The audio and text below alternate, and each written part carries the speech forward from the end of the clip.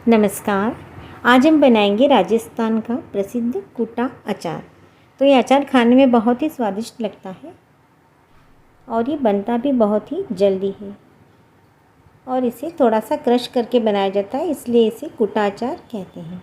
अचार बनाने के लिए हमने यहाँ लाल मिर्ची ली है, तो 250 ग्राम के लगभग लाल मिर्ची है और लहसुन की 25-30 कलियाँ हैं। तो मैंने मिर्चों को अच्छी तरह से धोकर और पोंछ लिया है और इसे डंठल हटाकर और टुकड़ों में काट लिया है। तो आप लहसुन को कम ज़्यादा कर सकते हैं। तो ये इस तरह की मोटी मिर्ची लिए मैंने यहाँ, जो कि कम तीखी रहती है। तो या तो आप इसे ईमानदस्ते में मिर्ची को कूट सकते हैं या फिर चॉपर में चॉप कर सकते हैं। तो मैं यहाँ चॉपर में चॉप कर रही हूँ। और यदि आपके पास चॉपर नहीं है तो आप मिक्सर में भी बारीक कर सकते हैं। तो इस तरह से मैंने इसे चॉप कर लिया, आप देख सकते हैं। और अब मैं इसे बाउल में निकाल लेती हूँ और इसी चॉपर में मैंने यहाँ लहसुन की कलियाँ डाल ली है और इसे भी हमें चॉप कर लेना है। तो ये लहसुन भी मैं मिर्ची में मिला देती हूँ। अब मैंने यहाँ तेल लिया है, तो मैंने यहाँ तिल का तेल लिया, आप चाहे तो सरसों का तेल ले सकते हैं। सरसों के तेल से इसका स्वाद बहुत ही अच्छा आता है। तो तेल को हमें अच्छे से गर्म करना है और फिर इसे ठंडा करने के लिए रखना है। तो नॉर्मली हमारे घर में 2 तरह के चम्मच रहते हैं, इस तरह से, एक बड़ा एक छोटा। तो इन्हीं का प्रयोग मैंने मसाले के लिए किया है।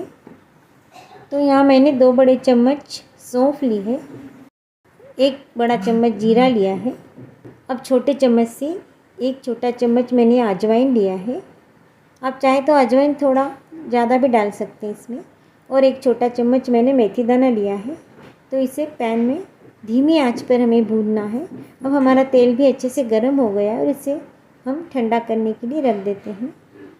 अब सारे मसालों को धीमी आंच पर हमें खुशबू आने तक और हल्का सा कलर चेंज होने तक इसे भूनना है।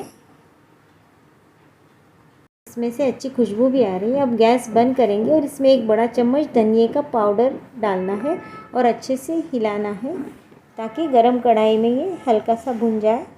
अब इसे प्लेट में निकाल लेते हैं और इसे ठंडा करने के लिए रख देते हैं। अब थोड़ी सी राई का हमें पाउडर बनाना है, तो ये राई का पाउडर बना लिया है मैंने।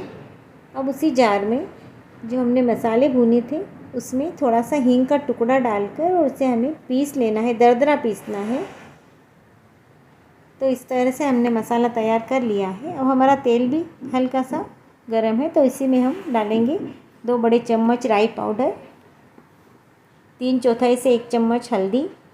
और ये मिर्च थोड़ी कम तीखी है, इसलिए मैं यहाँ 2 चम्मच लाल मिर्च पाउडर डाल रही हूँ, 2 छोटे चम्मच।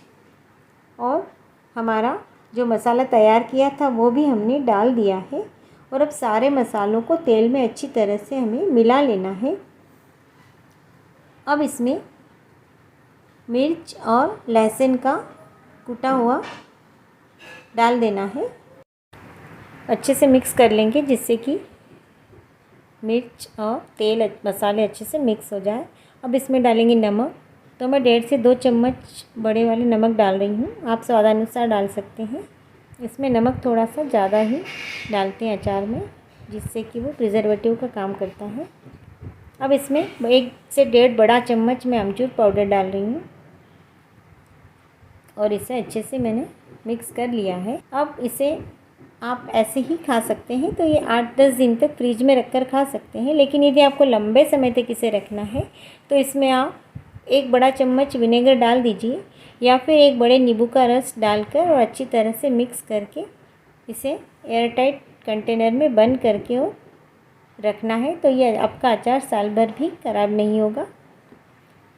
आप जो भी बर्नी लेंगे उसे अच्छे से धो लें और सुखाकर और उसे एक बार इस तरह गैस के ऊपर रख लें, जिससे कि जितनी नमी होगी वो निकल जाएगी। और अच्छे से पोंछकर और उसमें अचार को भरना है। और जब भी हमें अचार निकालना है, चम्मच को अच्छे से सुखा लें, गैस के ऊपर गर्म कर लें और तभी अचार निकालें। इससे हमारा अचार लंबे समय तक सुरक्षित रहेगा। तो आप भी इस अचार को ज़रूर बनाकर देखिए, ये आपको ज़रूर पसंद आएगा। धन्यवाद।